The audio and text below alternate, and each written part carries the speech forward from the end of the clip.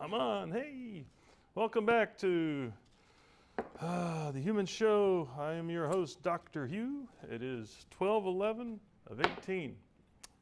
And we're live on Facebook and YouTube, so they tell me. I never know. Hey, wait a minute. We already got it. Here, let me get over here. Nope, over here. It's always backwards, isn't it? You can get rid of that one over there. Whoop. We already have one up here. I don't like your fakey one. Well, for those that don't know, I am Dr. Hugh. I am called that for a particular reason, and you probably wouldn't care anyway. So, broadcasting from the world headquarters here in Summersville, West Virginia, downtown Summersville, 416 Main Street. We are a Main Street company. As you know, why do you make me say that every week? Motor Snorkel allows you to run a gasoline generator on propane and natural gas while retaining the ability to operate on gasoline. They already know that. You're free to ad-lib, sir. All right. So the purpose of the show, as you know, I got me a stick now. I like this, man. I feel like I'm in charge. Is to answer your questions live on the air. And hopefully, if we don't have the answer, we'll get it for you one way or another. Fake it, or we'll make it. So right now, you can be sending in your questions, and we will get to them as we have time. As we have time. We have time. We have tons of time. All right. So please like and share us. Oh, I got to get used to that. Like and share us. Hey, look at it. I almost touched it. Thank you. Get rid of that. All right. Today, I want to start off with one last demonstration about there's no such thing as vacuum. All right. Now, I don't want to beat a dead horse. Now, see, this is actually I got in trouble last week from the cruelty to egg people, but I want you to know that this is really not my fault. This is a dead horse. You know, this is a stuffed dead horse. See? Well, you wouldn't want a stuffed live horse, but anyway. And what's cool about this horse? You can beat this dead horse without getting in trouble from the cruelty to egg people. Now, what's really neat about it is this horse is in West Virginia, and it's the world's largest horse, stuffed that is, in West Virginia. Isn't that cool? Did you know that? I'm not aware. Cool. All right. So to beat this dead horse, we're going to talk about the Magdeburg Hemispheres. Now, I'm going to get noisy for a second.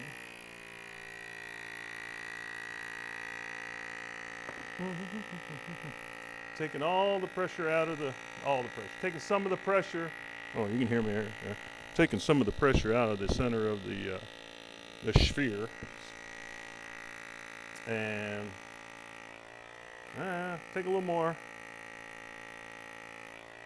A little more. And you know what that is that I'm using? It's a vacuum pump. There's no such thing as vacuum, but I have a vacuum pump. And that's a whole different story. Now, see? Oh, man. Didn't work. I hate these things. Sometimes they work, sometimes they don't. You got to put grease in them, and I use Vaseline, and I don't know about that.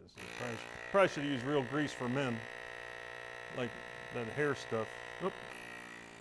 Give me one more shot at it. It won't take but a second. It's funny, I did this 10 times earlier. It worked great. Oh, maybe I need a 1, 2. This thing could have it. Sometimes it's tricky. Oh, I think we got it now. All right. Now. See? Ah, yeah, I can't pull it apart. And I'm really trying because I can hear these little things in my shoulder popping and cracking and snapping. Now, what is happening here?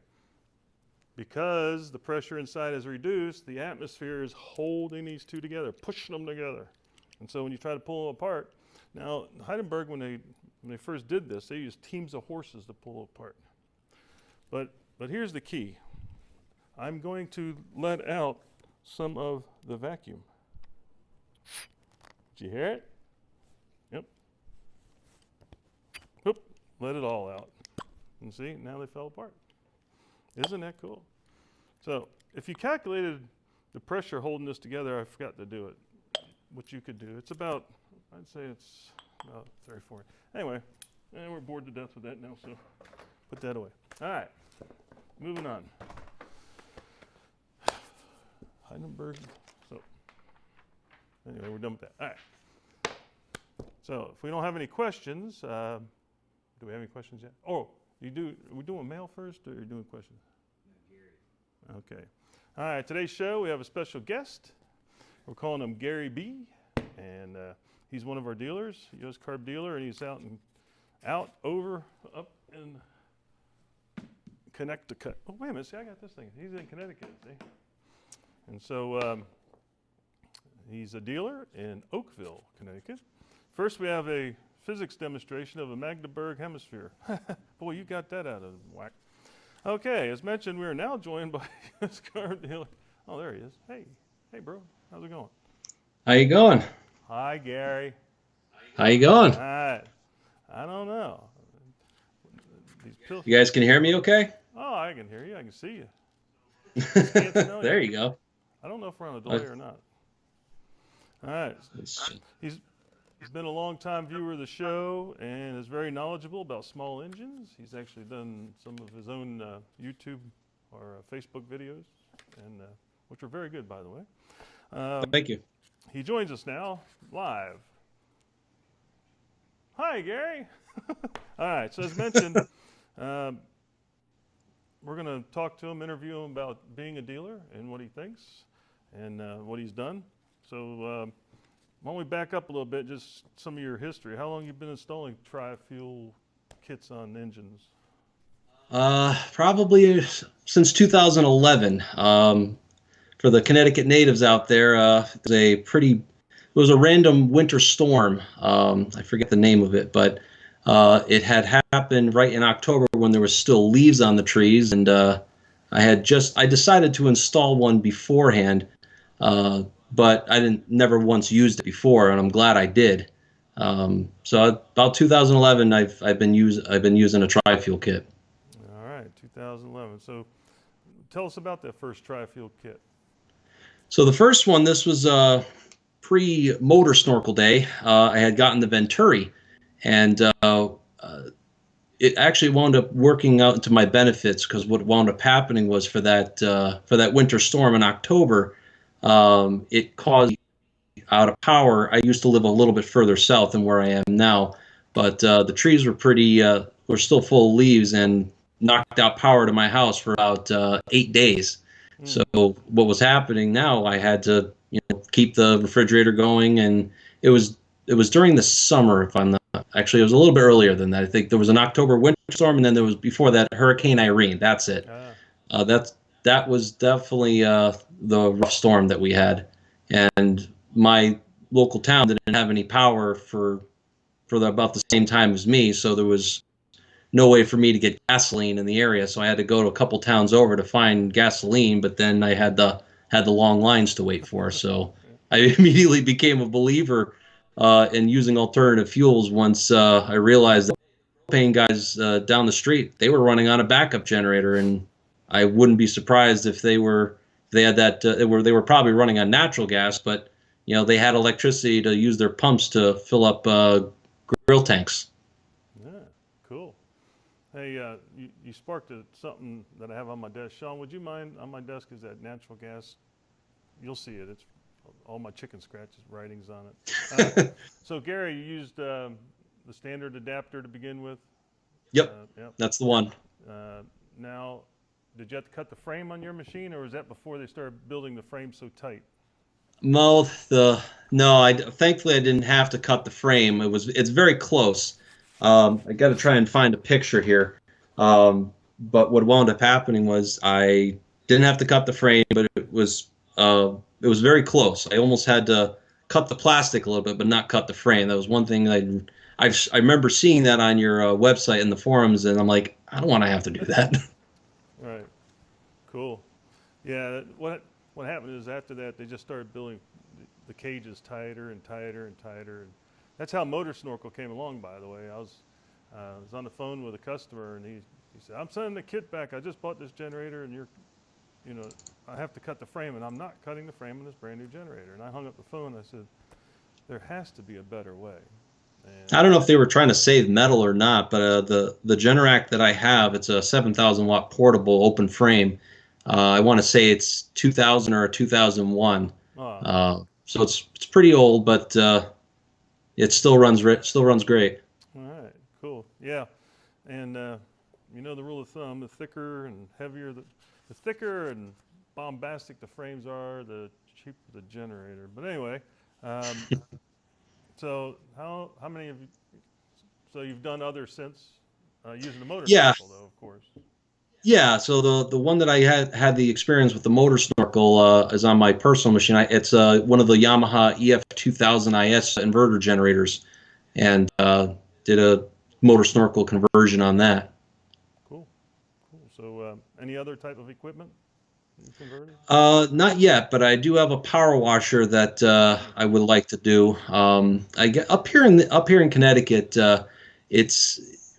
We have pretty good winters up here. Well, I don't know if good is really a good term, but we get a good amount of snow every year. Let's put it that way. And a lot of people up here burn wood, and wood splitters I think would be a good candidate for conversion too. Before it's just a good alternative fuel. You figure that a machine like that will be out in the yard or out in the field somewhere. You have to.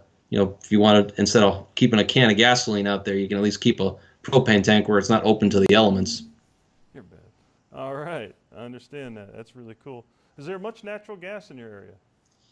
In my area, unfortunately, no, but there is natural gas in certain areas. I live more up in the Litchfield Hills. We're in Litchfield County, so we're in the northwestern section of the state, so it tends to be more open farmland, which I don't mind at all. Yeah, but as a dealer, me either. But as a dealer, you'll be working with people who obviously would use natural gas. I guess I didn't phrase the question right. In most the East Coast, natural gas is big in municipalities and subdivisions, that kind of thing.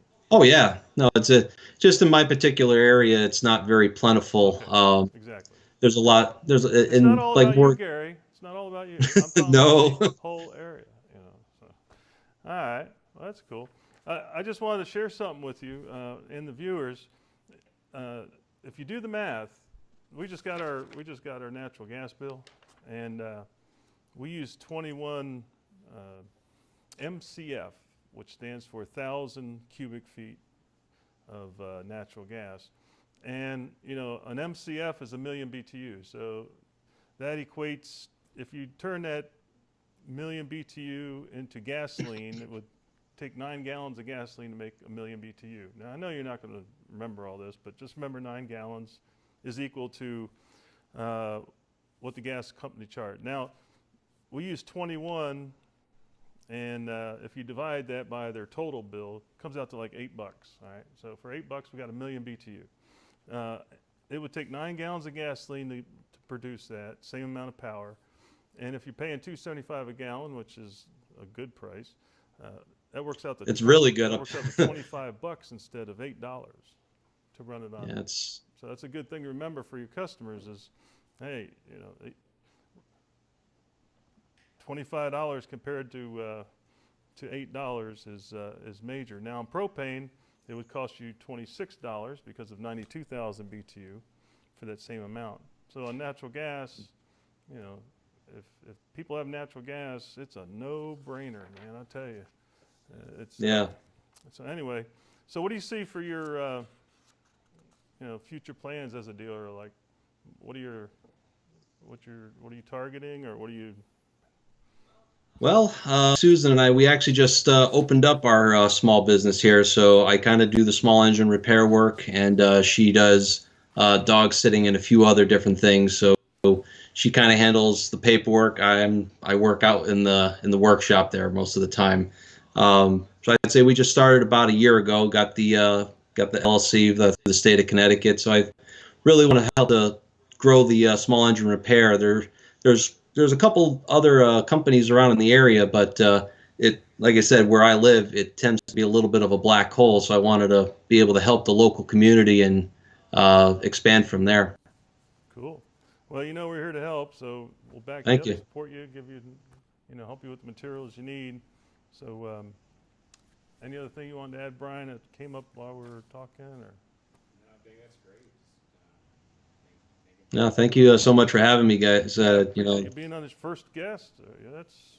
Yeah, no, it's I've been a big believer of your products. I mean, even before you guys really started to get going with the motor snorkel, and it filled a practical need for me, and it's just being a bit of a nerd when it comes to small engines in general, and really found that the product really works.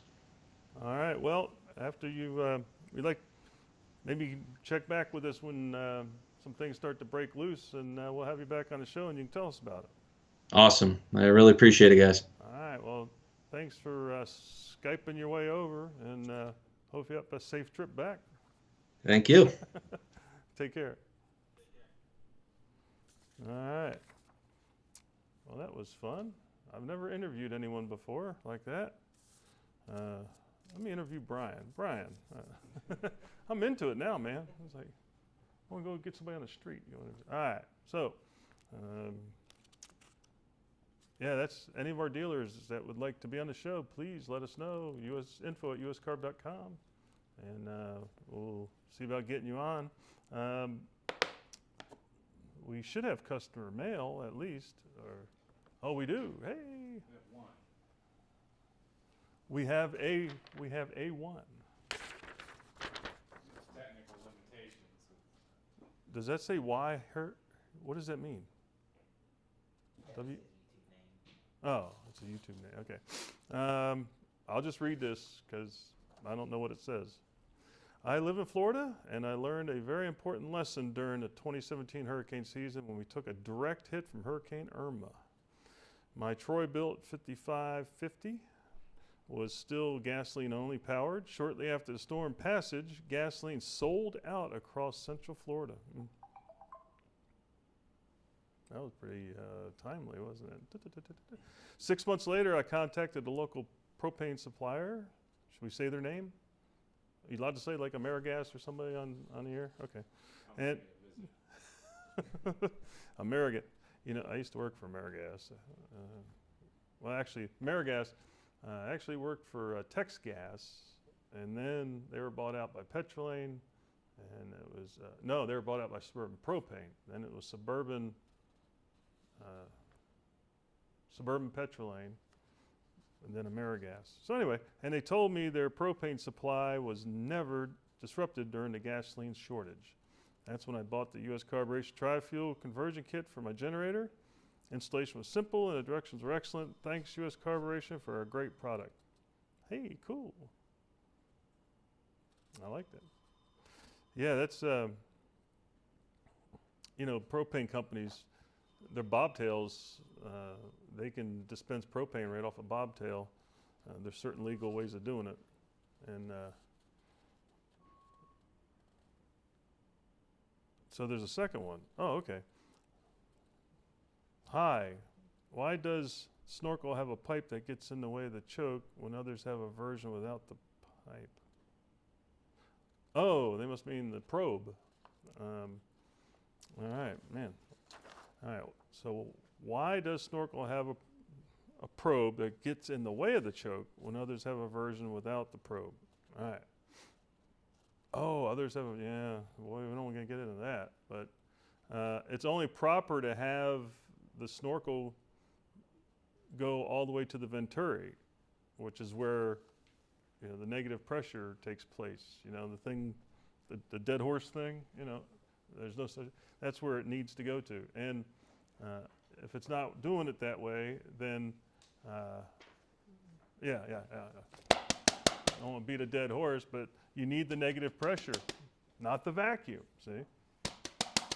And so the probe, that's what was so cool about the whole premise, is that the tube passes by the choke, but it's a material that is designed to be crushed. So it's as if it's not even there when you go to apply the choke. So it's not an issue, as a matter of fact, because the original ones were made of metal, and it was like, you couldn't even close the choke. But when we came out with this, I hate using the term space age. What's the new word for space age? Innovative. No, space age. It's got to be like, Edge. no. It's like nanotechnology or something. Yeah, it's not nanotechnology, but it was really cool stuff. And so because of that, and that's all I have to say about that, because you're talking about versions that don't have it. That really hurts my feelings because stuff. All right. All right, Doc, we're going to go back to, just because of the frequency of the questions, we're going to go back to some from last week. Oh, cool. Here we go. You put them on the screen? Do I still need a regulator on my propane tank after I install motor snorkel? Yes, you need a low pressure, 11-inch water column, shut that door type regulator, because the engine regulators are only designed for 11 inches water column, and it needs to be a consistent supply. So if not, then it can blow the diaphragm, and it can also blow the seat off the orifice. So you have to have one to provide. It's kind of like, why do I need a transformer on my telephone pole to power my house when, no, that's stupid. Anyway, yeah, you have to have one. It's just necessary. I mean, what can I say? All right, question number 3. three. Does motor snorkel come with a warranty? Yes. Do you want me? How long a warranty, Dr. Hugh? How long a warranty? Lifetime for, what do they call that? Manufacturer's defects. Manufacturer's defects or flaws, yes. We had one recently that, I don't know if I could tell the story. We're sending out a replacement. We were kind to him, but he got it, and his 4-year-old grandchild tore it up. So, not covered, but we do. Our heart does go out to you, so we work with the customer to make it not so painful. So yeah, we thought maybe we should put on there for 6-year-olds and over or something like that. Or this is not a toy, yeah. But sorry, Grandpa. So yeah, because they are strong. I mean, they're built to last. Oh, see here? I mean, you can, yeah, you can beat a dead snorkel. See? It lived through it. So anyway, don't do that at home, please. Because if we can tell you did that, then we're going to be mad. All right. No questions. Imagine a world with no questions. Why? It's easy if It's easy if you try. you try it. That is a cool horse, though. Can you imagine stuffing a horse like that? Doc, since our dealer Gary mentioned a demand for log splitters there, maybe we could show the old trusty log splitter video you can narrate. It's only about 60 seconds. I think Brian likes that log splitter video. All right.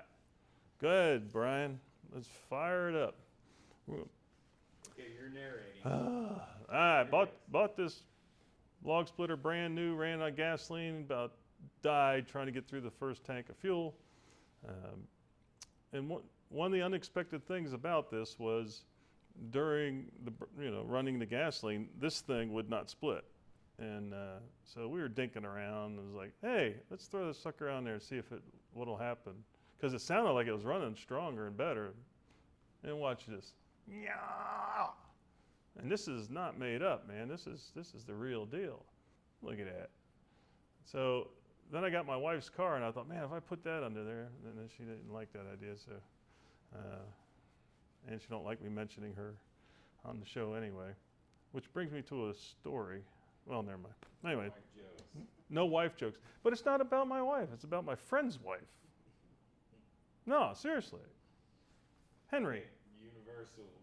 Henry. Wives are- But see, you get in trouble because they always think it's about them anyway. I mean, now why would I do that? I wouldn't do that. All right.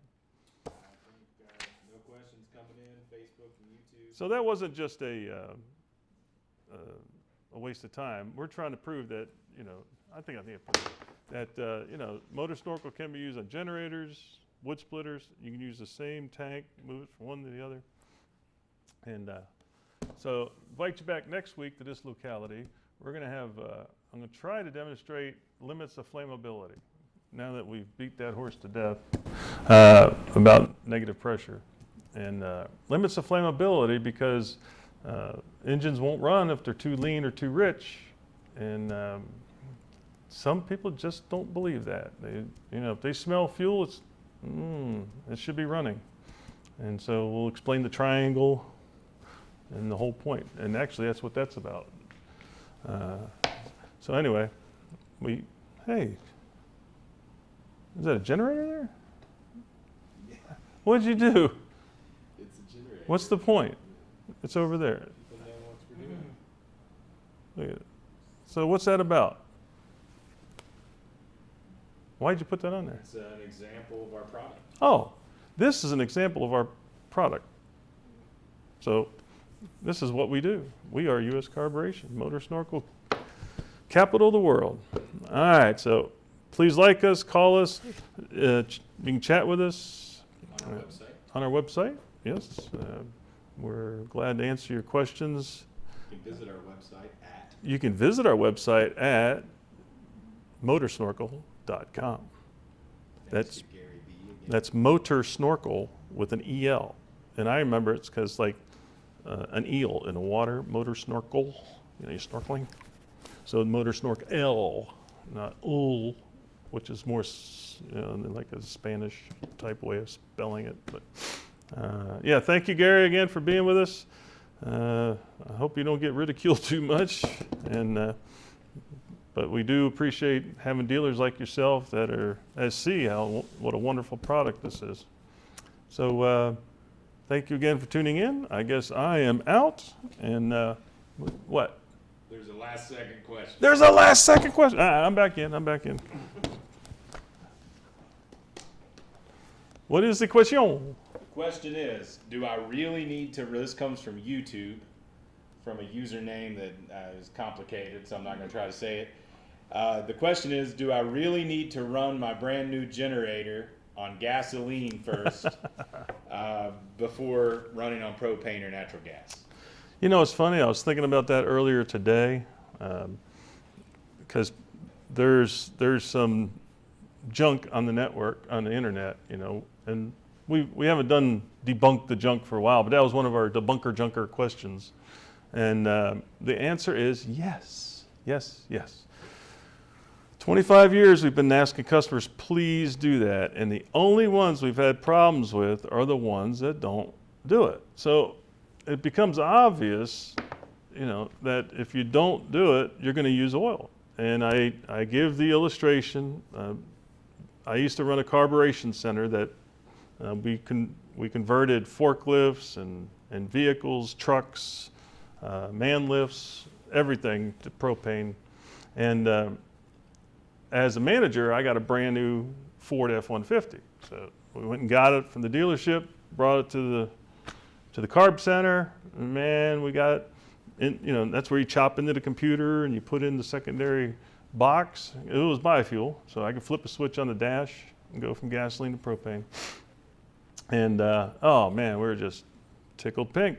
Well, come to find out, after like every 1,000 miles, I had to put a quart of oil in it. I was like, this is odd. And come to find out, the point was we took it from the dealership 5-8 miles down the road, brought it in, and ran it on propane right after that. So that really helped me to understand, it wasn't burning it, you couldn't smell it, it wasn't dripping it because it's a brand new truck, but it was consuming it. And so apparently, it's a known fact that gasoline will scrub the walls so that it seats the rings. And obviously it's the oil ring that's the most susceptible to not seating correctly. So it's kind of a real break-in. So definitely, if you can do at least one tank of fuel through it, you won't be disappointed. Now, the reason I guess a lot of people have an issue with is, oh, I don't even want to ever put gasoline in my fuel tank. Well, you can safely do surrogate tanks. So that might be the answer you're looking for. What other method could I use? And in a surrogate tank, if you can safely do a surrogate to supply the carburetor and run it for an hour, hour and a half, do that. And then, yes, you never have to put gasoline in your gasoline tank. So it is a fact. I mean, why would we even bother telling people if it wasn't real? I mean, it'd be so much easier just not to mention it.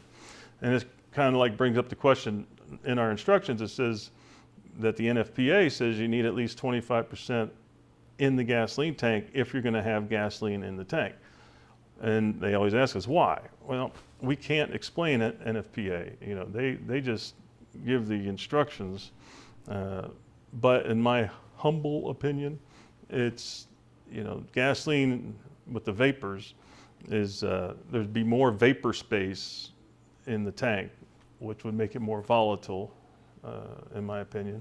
So that is most likely the reason I would think personally, if it was my machine, that I would keep that in there. But like most people, you run it, you drain it, let it air out, and never even put gasoline in it again. So, but yeah, it is true.